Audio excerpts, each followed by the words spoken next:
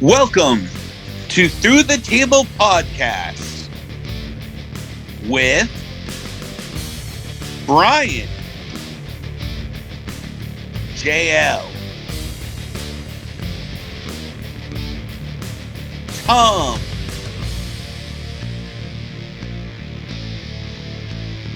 Rick,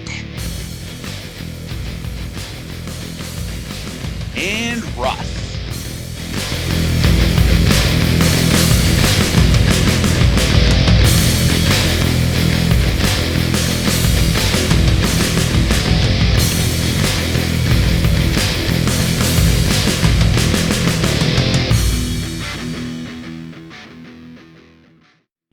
Like the whole thing with Archer has nothing to do with him not being a real cowboy. It was just Dan Lambert saying stuff. Right. Trying to get people to get heat on him. That's all. I didn't see it anything else but that. I'm convinced hardcore WWE watchers, and we can all agree Russ is one of those, they just don't get it. No. They don't get when something's different. And because in all honesty, AEW to them should not even be half as successful as it is. It should be like TNA, which is out in the background somewhere and no one really cares about. It's just where guys that get released from the WWE go to die. But it's not. It's actually very successful and it's very entertaining. And these people can't understand. So my buddy messages me yesterday and says, "Oh, Punk has a Bret Heart fetish, huh?"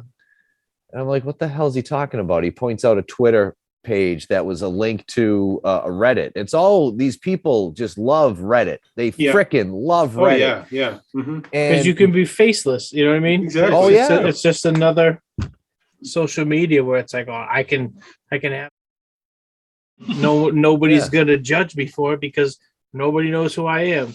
Right. And it's filled with these pro WWE marks who have no idea about anything when it comes to the business. They just know what they've been force fed for the last 20 plus years of their lives. Mm-hmm. And so the whole take was that once again, Punk copied a Bret Hart match, him against Diesel, because Diesel tried to powerbomb Bret and Bret rolled him up for the pin. That is a classic little guy versus big guy whose finish is a powerbomb finish that happens every 3 to 6 months in any organization. I think I did it once. But even still, it's you know what? But that's like, all right. How can we end this match without this? Well, it worked then. You know what I mean? Like I've heard the saying, sometimes cheaters never win, but I've also heard the saying, copy an A, get an A. Yeah. Mm-hmm. You know what I mean? Who cares? Like, who cares if you know what I mean? If like Punk and MJF go out at the next pay-per-view and move for move do Savage Steamboat from WrestleMania 3, as long as it's good and it keeps me hooked, okay, great. Yeah. Go ahead, move for move, do it. There's a reason for copying the moves. But it's just such a common finish. It's not like anything that hasn't been seen before. It wasn't just done by Bret and Diesel. I remember it done even before then. Oh, sure. With other guys, with other big guys. They've tried to do it with The Undertaker before. It's just a typical little guy versus big guy. I think Kid did it to Razor at one point. It's little guy, big guy. That's what it is. Oh, but he's copying Bret. Stop. I'm sick of these idiots. Yeah, I mean, even the people pointing out the Punk and Darby match was, there was nods to the Bret Hart 1, 2, 3 Kid, even like even some of the facials. Mm-hmm. And it's like at the same time, it's like, okay, yeah, they copied it, even the facials, but why can't you do that? Why can't you have a nod to something that I mean, people watch movies all the time and they call back to like another movie. Oh my God, remember this happened in Star Wars, episode 1, all now it's on Disney Plus and, it's crazy. It's just, everybody likes it then. No one's like, oh my God, Baby Yoda's got such a hard on for Han Solo. Like, you know what I mean? It's just like, like it's just, it's these just are the dumb same people who listen to rap music and get pissed that they're sampling a song that was already in existence and saying that they're stealing the song. Yeah, The same yeah. people. Just about. Yep. Good point. It's like people getting mad. Oh, well, you can't hit a home run because this guy already hit a home run. You know what I mean? Like you can't bowl a strike because the other guy bowled a strike. It's the same thing too with like, I saw something too where they were complaining that people were using the DDT, and they were asking Jake lately how he felt about that. First off, he would have hated the old EWA footage. Second of all, and he'd be dead. Second of all, I mean, there's only so many moves you can do. Right. And over time, when Jake was working, the DDT was a devastating finishing maneuver. Shawn Michaels had a great super kick. Both of those moves now are just setup moves, or they're just part of people's repertoire. It's the way it is. There are bigger and better moves. You know what's messed up? Someday, 10, 20 years from now, we're going to look back and say, wow, I remember when the One Wing Angel was a devastating finisher. Now that guy's just doing it three moves in. Right. Well, yeah, I was just thinking that it's like, even, 2005, 6, 7, Kevin Steen doing the package pile driver, and it was like the most devastating Lights thing. out. Yep. Now Penta's doing it on the goddamn ring apron in the stage, and so the kicking out at like 1, and like that stuff's kind of blows my mind.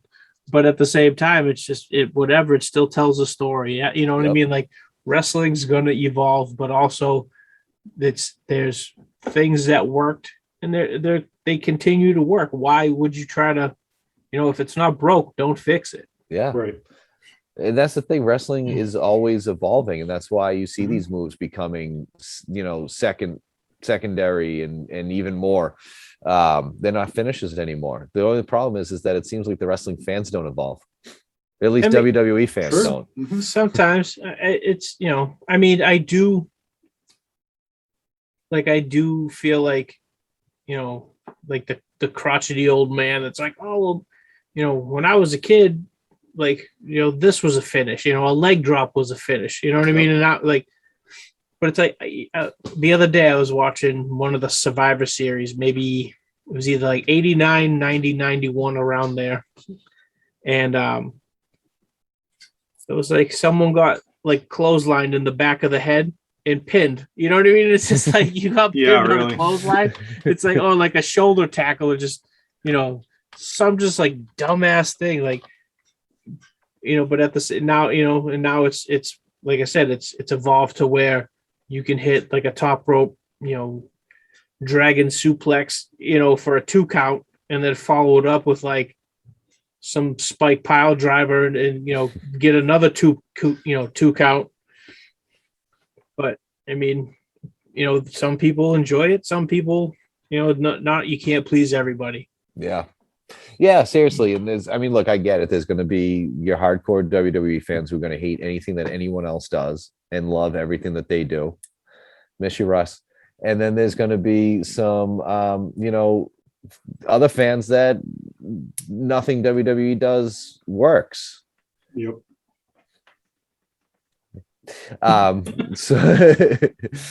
But it just blows my mind. It just absolutely blows my mind. I asked Russ this before, and this is part of the reason why I was hoping he was going to be on tonight. I asked him this before, and he never actually gave an answer. What makes him put his blinders on when it comes to the WWE? What is it about the WWE that he finds when he says that they always deliver? How do they always deliver? I'm not sure. Because you know what they're delivering? They're delivering the Elimination Chamber to Saudi Arabia. Look at that transition. You mean the WrestleMania Chamber? I mean, honestly, like if that's what it is with it, I mean, that's cool that he enjoys it.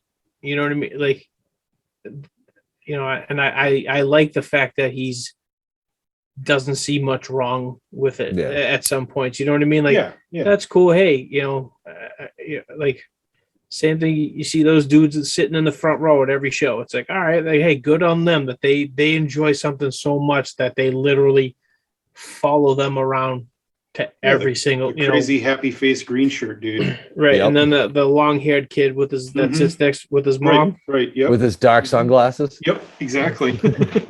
So Guy's been going to shows for 30 years. so I mean that's cool. Like if that's what you want to do, it just Yeah. and like I said on several other podcasts, I don't want WWE to be, you know what I mean? Like I grew up on it, Right. Yeah. and it's just Same. and I would love it to to still be entertaining, but it's just it's just really hard to watch. You know what I mean? Some of the matches are great. You know what I mean? Like there's every now and again there's an entertaining match, but that's just like work. They'll give them something 15 20 minutes, a couple segments, but Right. for the it's just like I don't care about Alexa Bliss in therapy or Grayson Waller on every goddamn show that they have. It's you know what I mean? Like just it's Yeah. I'll go ahead. I was listening to last week's podcast that we did. I was listening to it this morning, actually, part 3, and we were talking about the Royal Rumble and the different things and all that. And I'm like, man, I love the Royal Rumble. That's my favorite event. Yeah. That is literally my favorite event every year. Right. And I am sitting here like, do I actually want to take the time out of my day on a Sunday and watch this thing? Saturday this year. Oh, Jesus. Do I actually want to do that on a Saturday and watch this thing, knowing I have to sit through probably 3 hours of absolute dog shit to get to the Royal Rumble match itself? I'm going to say, yeah, you do, because I wanted to see if you guys wanted to bet money on it and do like a random draw kind of thing. So that always makes me enjoy the Royal Rumble, because the thought of winning some cash. I'm in. I'm cool with it. Why not? I'm in. Right, I've already dropped 100 on this, so I'll drop Wow. So yeah, that's cool. I'm down with that. But no, I get you, because I'm the same. It's like I mean, the last couple not so much, but I still get excited on WrestleMania days and and Royal Rumble days. But it's like you said, I'm just I have to sit through a bunch of crap to watch 2 probably mediocre Royal Rumbles, because nobody can really put together a Royal Rumble anymore, because since Pat Patterson passed away. Right. They try, but they're not the same. It's just this guy comes in, spot, next guy comes in. It's just like if there's 5 guys in the ring, that dude comes in, does something to all 5 guys. Yep. Rinse and repeat. It's like the NWO. They all come in and wait for it. Right. So that's you just hit the nail on the head. Pat Patterson. Mm-hmm. The WWE itself has been crap since he died. Oh yeah. Not just the Royal Rumble, but like the company itself. Wow, I didn't even think of that. But even regardless of like, it's not everybody can be Pat Patterson, but when you have guys like, William Regal and you know what I mean? Like, why would you, that dude's like, he should be doing way more than just being, like a talent scout pretty much. Right. Right. Mm-hmm. It's so it's just kind of weird when stuff like that, like they're just wasting so many people. Everybody almost. You get Madcap Moss getting more TV time than a bunch of people that should. And that's and that's why the merchandise sales look the way that they do, with Stone Cold at the top here in 2022, right. The NWO, the Ultimate Warrior, Hulk, all these guys whose career has been gone for over a decade are beating literally everyone on the roster. More than a decade. What Stone Cold retired in 2002? Yeah. 20 years ago. Now. 20 years ago. Yeah.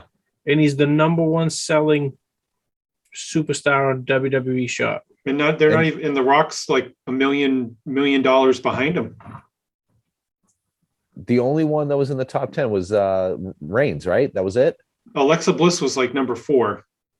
Okay. And then Reigns was like 5 or 6, and then the Usos are like 8 and 9 or something like that. And that's it. That's it for the current From roster. the current roster, it's just those 4 people. Yep. And I'm sure a portion of the Usos is the Bloodline shirt, which is technically a portion of Roman Reigns as well. Right. Mm-hmm.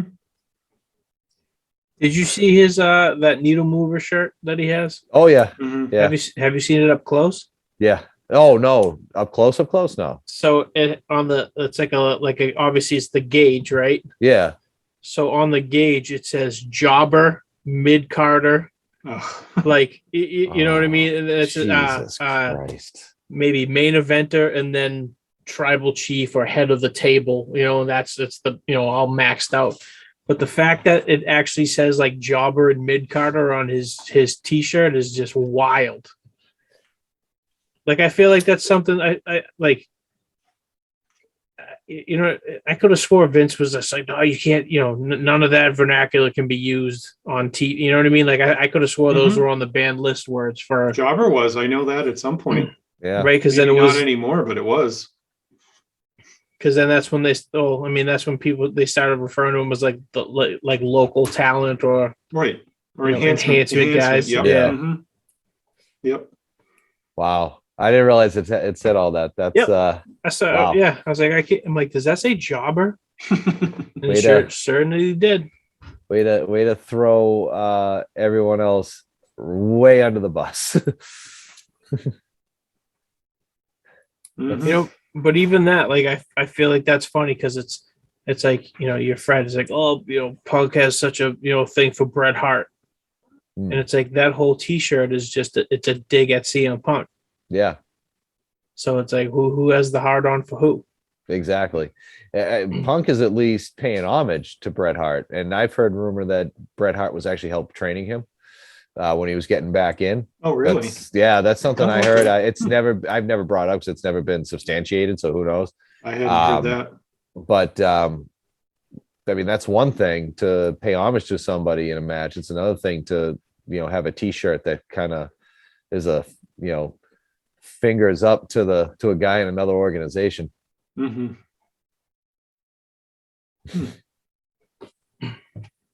And he loves to mention him too. Any chance he gets in an interview, Oh yeah. he loves to mention CM Punk. Loves it more than I do. I mentioned him once a podcast. That's how people listen to him. You say the name Punk and they'll listen. Well, let's ask our 24 subscribers. Yeah.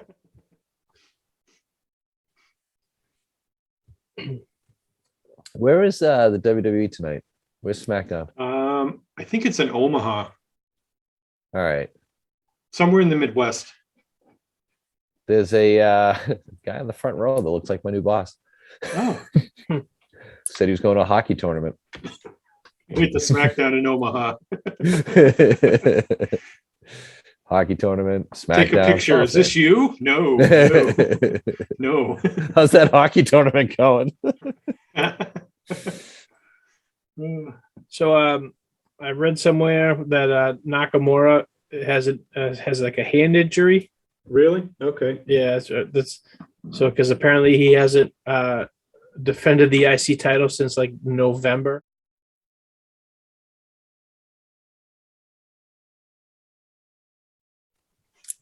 I read that from Meltzer a couple weeks ago. Holy crap! How long has Cesaro been teaming up with Mansoor? Today, Yeah. 2 hours. Ew, why do they hate Cesaro? no idea. And then he just supposedly re-signed recently too. Oh, that's unfortunate. That is unfortunate. I don't know why they hate him. Oh, there's Shanky. Because he's too good. Shanky's on? All right. Oh, wow. What's his name? Still hasn't appeared on Raw yet either, right? Oh, my boy Veer? Yeah. He's still walking. It's a long walk. They keep changing the Man. location on him too. Every time he gets close, he has to turn direction. No, I guess Lita's supposed to be there tonight. I want those promos, like the vignettes, like Veer to like walk into the arena and like him getting a text like, "Oh no, we're in Texas," and he's just like, "Son of a bitch," and he just like puts the phone back in his pocket and just starts walking the other way. Dude, Boston was last week. Yeah, right. Huh? Where is everybody? Are they still doing those vignettes too though? Like the coming soon? That stopped. The last 2 weeks they haven't had that apparently. So they're probably like, yeah, we should probably not do these anymore if we're not going to put them on TV. He'll just show up he'll show up at the Rumble and help Jinder or something.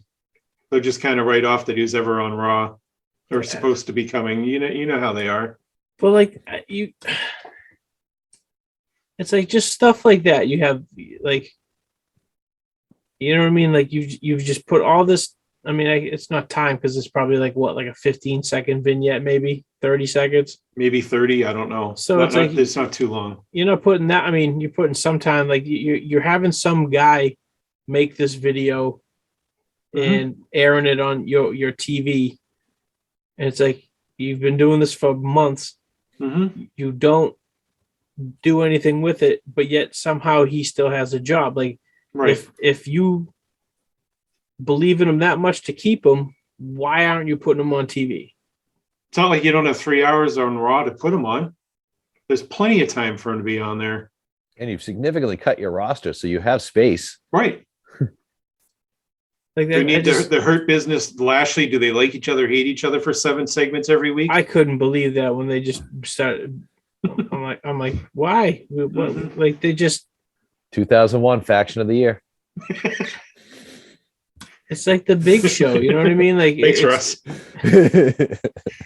It's the same thing. It's like, you know, the Big Show. He just turns heel or face however they need it. It's the same thing with you know, like the Hurt. Okay, I guess this week we need two bump guys for Lashley. You know, Cedric go out there. Right. And it's just like then the next week it's like, oh no, we don't need him. I don't understand it. Oh, Tom. Yeah. What I just realized. Any opinion on Sonny getting arrested again? I mean, who didn't see this coming? For unlawful possession of a weapon and making terroristic threats. How is she even still around? I guess she attacked whoever she was dating with scissors. Oh man, where's Sid? I don't know. That was the latest I read. Threatened to kill somebody with scissors. So is this the guy that was supposedly beating her up? It didn't say. If that's the case, I mean, I see it, but on the other hand, it's like she's not right in the head at all. Officer witnessed her running towards this victim, her intimate partner, threatened to kill him with a pair of scissors in front of a police officer. Intimate partner sounds like a WWE term, right? It really does. Like championship opportunity. Intimate partner. That's how the police determined it. Intimate partner. That's awesome. So it's the guy that she got to film stuff for OnlyFans. Yeah. Probably, yeah.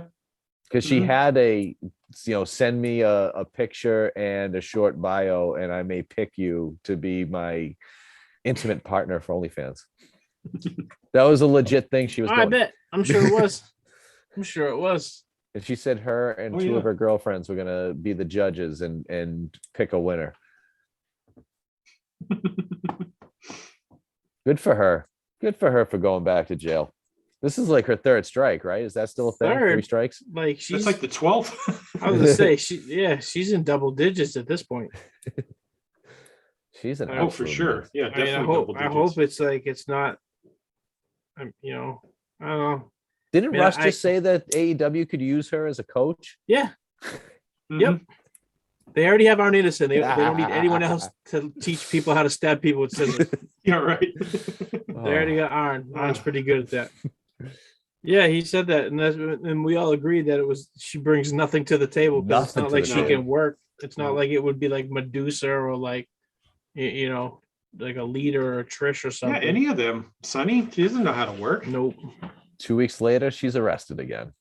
She would be, oh, for sure. Facts. Probably that night. Yeah. Makes no sense on that one.